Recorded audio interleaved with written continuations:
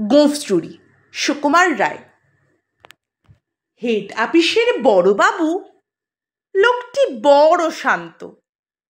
তার যে এমন মাথার ব্যামো কেউ কখনো জানতো? দিব্যি ছিলেন খোশ মেজাজে, চেয়ারখানি চেপে একলা বসে ঝিমঝিমিয়ে হঠাৎ গেলেন খেপে।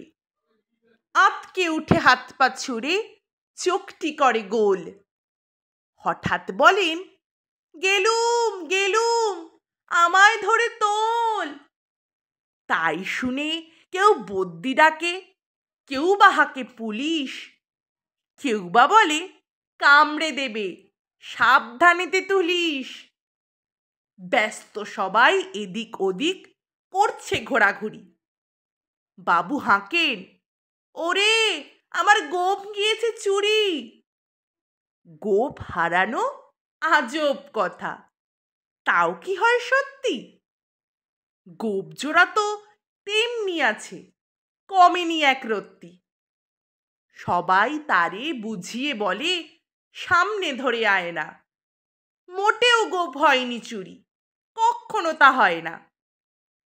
রেগে আগুন, তেলে বেগুন, তেরে বলেন তিনি, কারো কথার ধার ধারিনি, সব ব্যাটাকেই চিনি।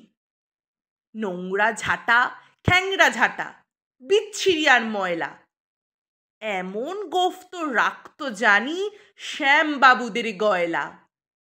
এ গোঁফ যদি আমার বলিস, করব তোদের জবাই। এই না বলে জরিমানা করলেন তিনি সবাই।